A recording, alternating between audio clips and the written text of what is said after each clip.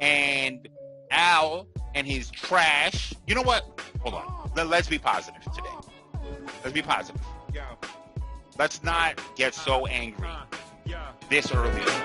Justice for the blind, just something that'll find in the rhymes that are coming from my mind. Good morning, everybody. This is episode 30-something or other of the 476ers podcast. Hopefully, we will be, it's always episode 30-something or other lately because, give me a second, because obviously everything had stopped happening. But now, guess what? The NBA is back. Now, if you've been following along, you know I've had different feelings and views about whether the NBA should come back, whether sports should come back at all. And to be clear, sports are back. So today we have the first NBA scrimmage, which will be on it is not showing here on this screen for some reason. Doesn't matter. Oh, well, it doesn't matter. I'm sorry. To backtrack, this is when the season is actually kicking off, but scrimmages are starting today. There will be a game at 3 p.m. I think it's Memphis and somebody else. I can't remember. And there's scrimmages from today, throughout the rest of the week, leading into next Thursday's game. Friday is opening day of baseball. So it's a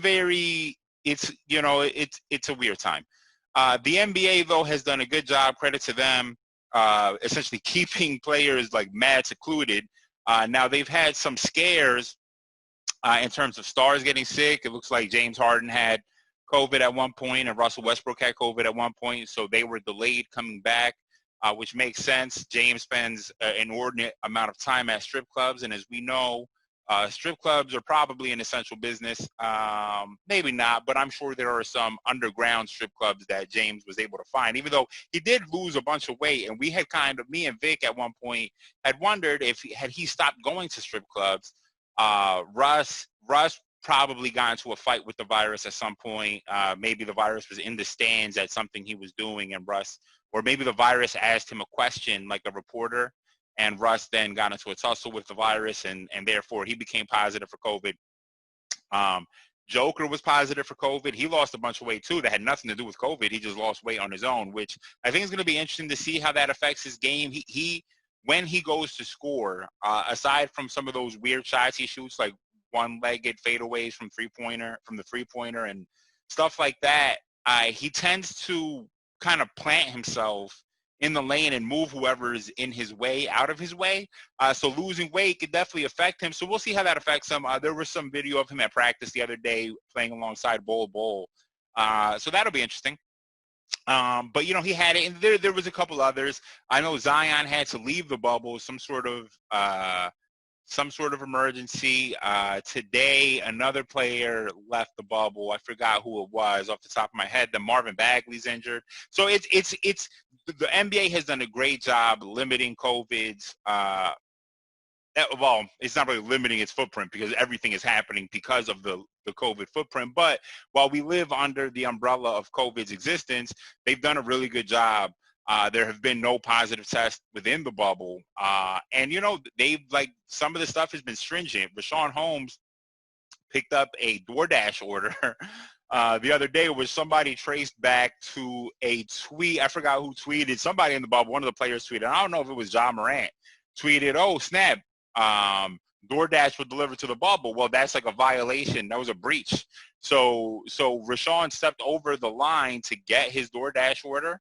And ended up having to be quarantined for 10 days.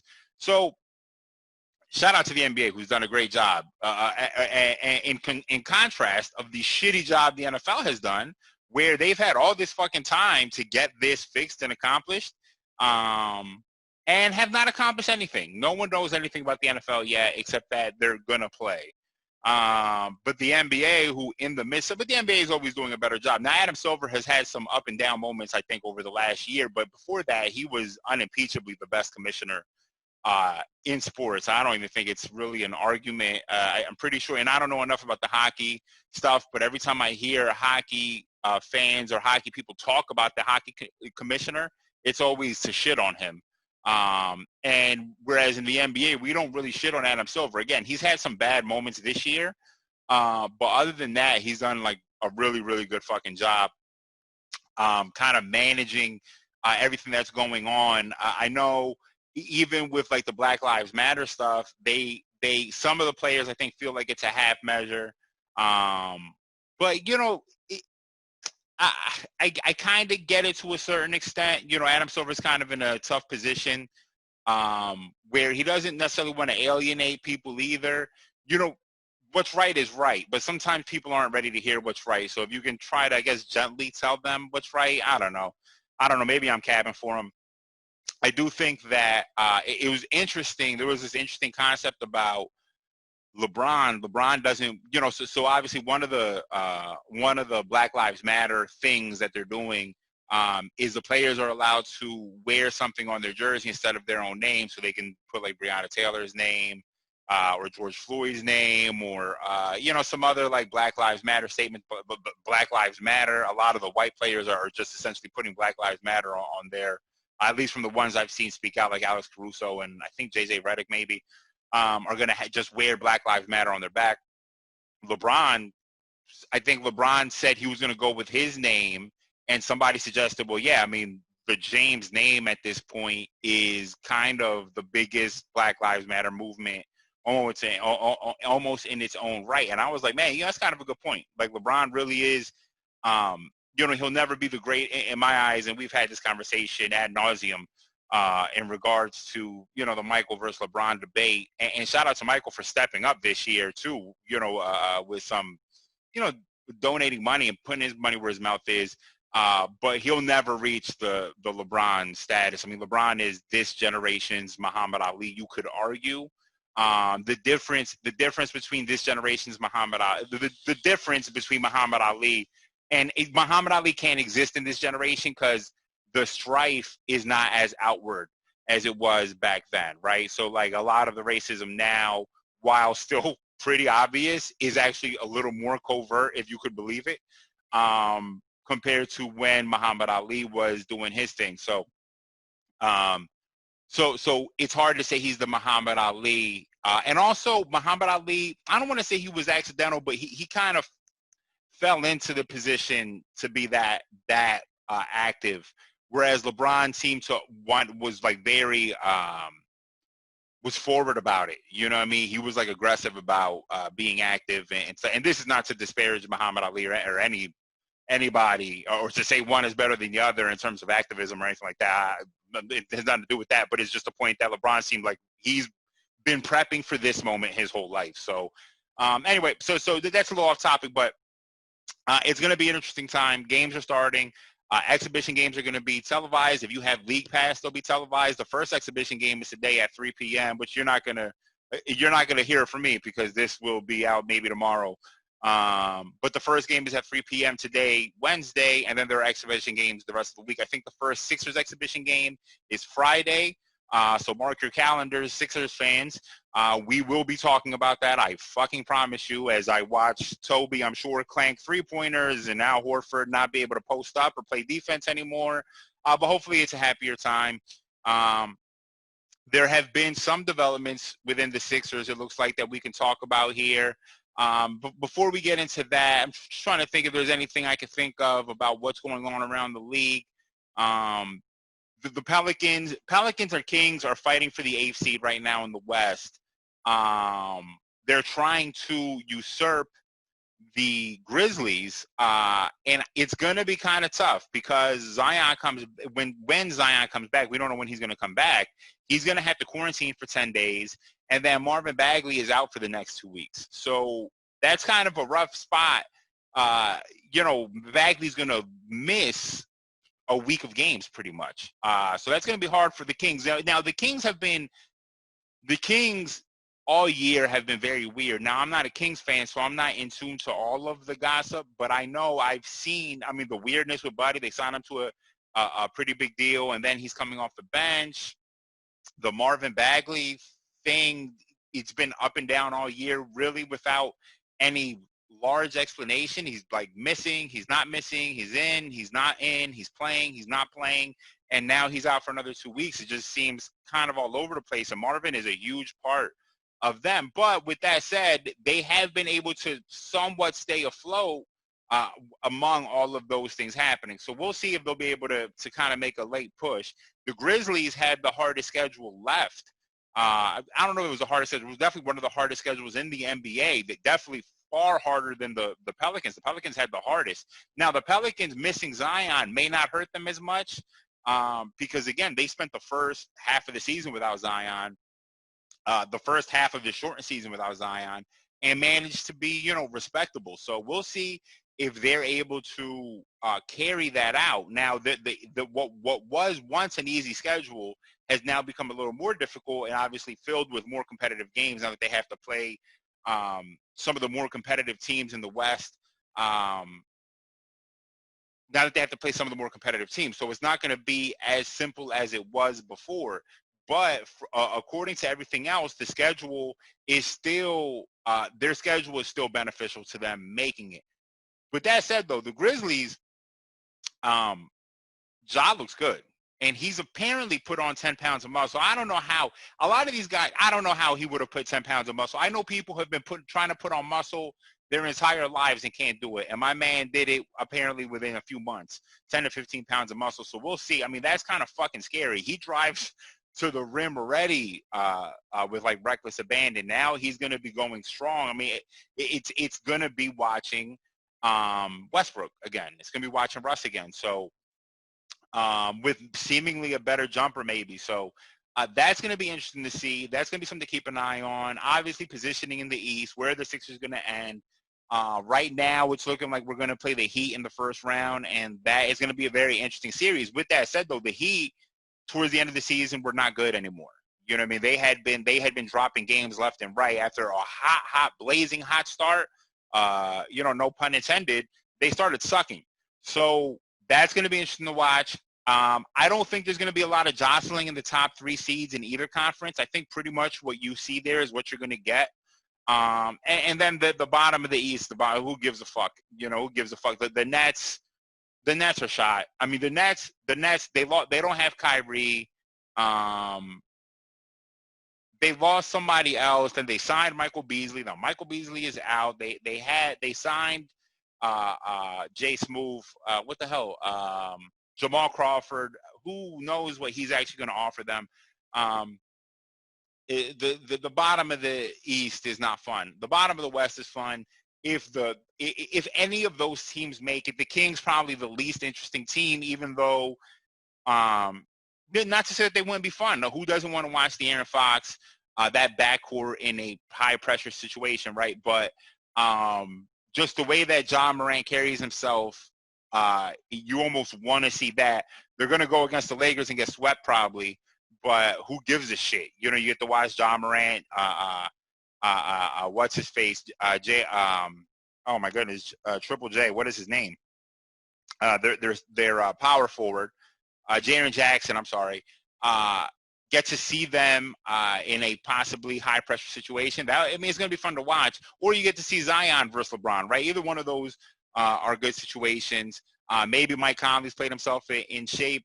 Chris Paul looks incredible. They put out a picture yesterday of him. He looks incredible. On the other side, what doesn't look incredible is Markelle Fultz. The Magic posted a video on Twitter with the caption, just in case you were wondering, as if it was a good thing, showing Markelle, practicing and shooting. It was showing all the guys shooting, but Markelle took a few jump shots, and his jumper seems to have regressed now again. So that was not a good job by the Magic. The Magic have not figured out social media. For those of you who may or may not remember this, 2 years ago, the Magic, at the end of the season, were giving out like awards or something, I don't know, for their own team. And they were like, Sheldon Mack led the team in assists with 5.5 assists a game, as if that was a thing to be proud of. You know what I mean? So the Magic have not figured out how to be good at social media. They just don't have anything to celebrate. So, whatever. So they're celebrating Markelle Fultz's seemingly rebroken jump shot. And listen, I don't have any beef for Markelle. I hope he figures it out. I really do. With that said, though, on to the Sixers. So what we've been clamoring for now for the last few months, at least, especially before the pandemic hit, is it looks like maybe Shake is going to be inserted into the starting lineup, and Al and his trash. You know what? Hold on. Let's be positive today. Let's be positive. Let's not get so angry this early on. Okay, it's a new season. It's a new year. It's fine. Al Horford, who is not playing up to his typical standard, has now dropped out of the starting lineup and now will be coming off the bench as a type of super sub, possibly, if you will. And Shake is going to be starting. So with that said, they're going to move Ben to the 4, which makes sense. But listen, the way we talk about basketball, everyone, this is for everybody. It needs to evolve. Okay, we need to talk the way we talk about basketball, just like we talk about fucking anything ever. We talk about fucking racism and anything in this country. These conversations need to evolve. Not to compare basketball to racism, even though basketball and racism and activism, it doesn't matter. It's whatever. Not to compare them to each other. The way we talk about basketball needs to evolve in this country, in the world generally. We need to stop thinking about things so linearly, like positions matter, as if being the 1 or being the 2 or being the 3 matter. Look, if you let's look at the Trailblazers for a second, right? So you have Dame and you have CJ. CJ and Dame are the same height, right? By all intents and purposes, CJ, according to old ways of thinking about basketball, CJ would be your point guard. Outside of Magic Johnson, right? CJ would be your point guard. But then Dame would be your point guard, right? They're both combo guards. And then when you look at a guy like Steph Curry, he's almost like a shooting guard who can pass the ball well, right? So he's also 6'3", so he could be a shooting guard. I mean, Dwayne Wade was 6'4". So we need to evolve how we talk about basketball. Draymond is not a center by any stretch, but he plays the 5 sometimes, right? When he put Chris Bosh at the 5, way back when, 10 years ago now, right? That was like fucking mind-blowing. Today, there is no question Chris Bosh would be your 5 and Shane Battier would be your 4. It's not even a question. You wouldn't even argue that, even though Chris Bosh was a power forward his whole career. I mean, he's a 7-footer who moves well. It doesn't mean he's a power forward. He's a center. You can be a center. Why wouldn't you want a more dynamic lineup? Because the thought for a long time in basketball was height equated to, 1, easier buckets, which we know is not true, because then Boban would be fucking Shaq, and he's not, right? And height also meant that you could protect the rim better, which also isn't true. You know what I mean? It's not really true. You need, if John Morant has a running start, you could be 9 feet tall. He's going to take your fucking head off when he dunks on you. That's just what's going to happen. It doesn't matter how tall you are. You need a guard who can stop Ja from getting this running start, right? That's why sometimes the idea sagging off of a player doesn't work necessarily, right? Because if you sag off of Giannis and he's still only single covered, you're just giving him a running start to either go by you or spin on you or just yam all over you, right? So you form a wall. That's what you do with Ben and Giannis. So you form this wall so that if he spins right or left, he's spinning into a double team, or it doesn't matter, right? The point, so the point is, you need a guard who can stand in front of Ja and slow him down. So height doesn't necessarily matter. Length is far more important, and length actually became, that's what she said. And what she said is just logic. Length actually comes into play, and I've talked about this with Ben about his finishing, because one of his knocks coming out of his college was that he wasn't super long. He was tall, but didn't have the length. Whereas Draymond's, like, look at Draymond's arms. His wingspan is like 7 feet long. I mean, it's a crazy wingspan. A guy with length, Giannis's length allows him to dunk on people without almost jumping, right? Whereas then you have Ben, who is as tall as Giannis, but is doing these weird flip shots because he doesn't have necessarily that length that these guys have. So the idea that height never mattered. Putting Ben at the 1, it didn't matter. It wasn't a thing. You know what I mean? It doesn't really matter. These positions don't make a difference, because if you're saying he's a point guard, then along with being the title point guard comes with it these other responsibilities that this person expected to spread the floor and all of these things. When he ends up in a dunker spot a lot, which is kind of like traditionally the power forward spot, right? Offensively, he ends up in the dunker spot. On defense, he guards point guards and can switch on anyone. So why not? It just makes sense to move him to the 4, right? And he can still bring the ball up because that is, I did all of that to get to this point here, right? I'm sorry, I went on a whole thing here. The idea that Ben playing the 4 means he's not going to bring the ball up or initiate the offense is not a thing. You know what I mean? We need to evolve how we talk about the game, right? It's not a thing. This is the equivalent of point Blake, except it's not, because Ben is a better point guard, better athlete than Blake is, especially now. So it's not a thing. He can still run the offense, but it's going to be beneficial to have another ball handler in the lineup, right? To take some of that pressure off of, Ben. Remember the famous loss against the Raptors earlier this year? What was that, in November, I think, when we were winning in the fourth quarter? We were up 10, I think, and then the Raptors put in a full court press and we couldn't handle it because we only had one other ball handler. Pretty much, well, now we have another ball handler who can handle the ball, who can stretch the floor effectively, who can create his own shot. I mean, we saw him multiple times against the Clippers and Clippers, that shitty Cavaliers loss against the Knicks, times where he just creates his own shot. So it's going to be beneficial. And also, he proved that he's a pretty good defender. He competes on defense and is also very long, mad long. So him and Josh on the perimeter should cause havoc, along with Toby, who competes on defense, and then Ben at the 4, who we know causes havoc wherever he's at on the court. I mean, essentially, it's also going to be beneficial too, because I brought this up. I mentioned this before.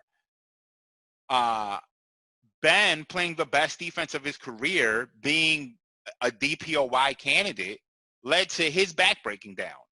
So maybe putting that much pressure on him isn't the best thing. Maybe giving him the space to sag off, let things push to Joel, who is also a DPOY candidate, right, who can stop everything around the rim. Maybe that's a better thing. And then when you have fourth quarter and you're playing Kawhi, Ben, shut him down now. It's time. All right, Ben, it's time to deploy you on Kawhi and stop all of this shit.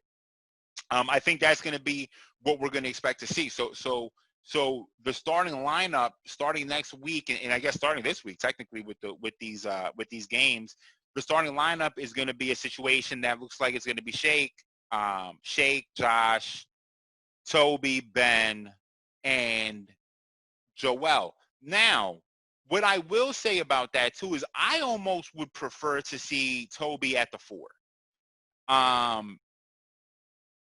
Again, offensively, I understand why Ben is your 4, because he operates in the dunker spot unless he starts shooting like we see him in practice, and I'm not going to get fooled for it. I'm not going to get fooled by it again. I will not be fooled by this, Ben. Don't fuck around with me. You're not going to shoot. You should be confiscating cameras at practice. Really, just stop it. I don't want to see Ben shooting a free at practice ever again. And just a side note, we need to evolve how we talk about basketball, right? Part 2. Because acting like being surprised, like we get so surprised, and I don't know, maybe it's different for me because I've been around basketball so long. I'm not surprised to see these things, but I talked about this before, about if you can go on YouTube and you'll see Dwight Howard doing trick shots from the tunnel, like literally lobbing the ball into the rim from the tunnel. These guys can make baskets in their sleep. You know what I mean? Like, their version of Horace is not our version of Horace. Our version of Horace is a free throw. We'll shoot a free throw because you might miss the free throw. Their version of Horace is like a left-handed hook shot from the other side of the fucking court. So Ben being able to shoot threes is not impressive. Shaq could shoot threes in practice. Dwight Howard shoots threes in practice. Ben Wallace shoots threes in practice. All of these guys in practice can shoot. It's in the game when the heat is on that all of that changes, and they're also being asked to do their most dominant thing. So why would you want Shaq away from the three-pointer when he is just gobbling up offensive rebounds, and just dominating around the post, forces entire teams into foul trouble, well, yeah, you're not going to want him shooting threes. Go and be Shaq.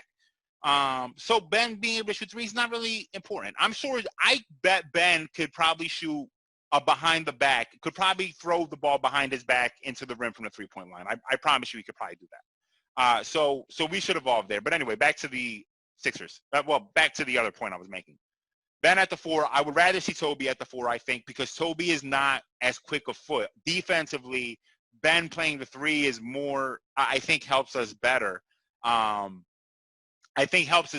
because there are not as many power forwards out there that are really going to force us into a tough spot. So you get to take our weakest defender, arguably, right? Maybe him or Shake. I don't know who's a better defender. I mean, really, Toby deserves a lot of credit because he really works his ass off on defense.